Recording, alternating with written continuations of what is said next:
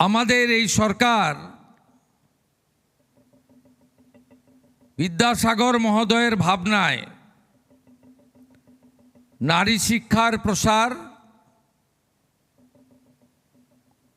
নারীর ক্ষমতায়ন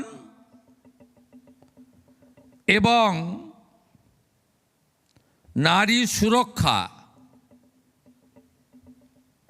এক্ষেত্রে আমরা অঙ্গীকারবদ্ধ। আমাদের প্রথম পেশ হওয়া যে বাজেট, যা মাত্র 8 মাসের বাজেট, সেখানে আপনারা দেখবেন কর্মসংস্থানের ক্ষেত্রে মহিলাদের অধিকারকে অগ্রাধিকার দেওয়া থেকে শুরু করে নারী শিক্ষা, মহিলা কলেজ বিদ্যালয়ের সংখ্যা বৃদ্ধি, উচ্চশিক্ষার ক্ষেত্রে মহাবিদ্যালয় এবং বিশ্ববিদ্যালয় থেকে যাতে কোনো ছাত্রী বা বোন বা কন্যা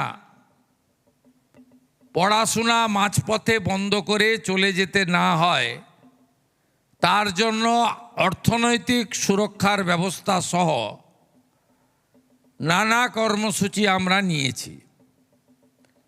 যেহেতু সুকোমলমতি ছাত্রীরা, কন্যা রত্নরা এখানে আছেন, আমি কেবলমাত্র আমার বক্তব্য শিক্ষা সংক্রান্ত এবং আজকে মাননীয় প্রধানমন্ত্রী নরেন্দ্র মোদীজির যে বেটি পড়াও বেটি বাঁচাও স্কিম তিনি এনেছেন, সমস্ত রাজ্যে সেটা চালু থাকলেও পশ্চিমবঙ্গ এতদিন সেই কর্মসূচিতে যুক্ত হয়নি। আমরা আনুষ্ঠানিকভাবে আজ থেকে বেটি বাঁচাও বেটি পড়াও পালনা স্কিম সহ হেল্পলাইন নম্বর 181 সহ অনেকগুলো নতুন ব্যবস্থার মধ্য দিয়ে আমরা আমাদের কন্যাদেরকে যুক্ত করলাম, তাদের পাশে থাকার অঙ্গীকার নিলাম। আমি চাই আমাদের ছাত্রীরা, কন্যারা তারা আরও বেশি করে শিক্ষাক্ষেত্রে এবং সমাজকে আরও বেশি করে শক্তপোক্ত মজবুত করার ক্ষেত্রে অগ্রণী ভূমিকা নিক।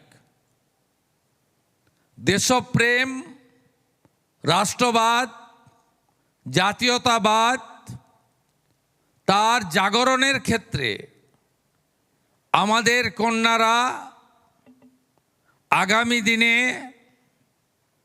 মা মাতঙ্গিনী হাজরার ভূমিকা গ্রহণ করুক, এটাই আমি চাইব। বাংলার আওয়াজ, বাঙালির আবেগ, জি 24 ঘন্টা।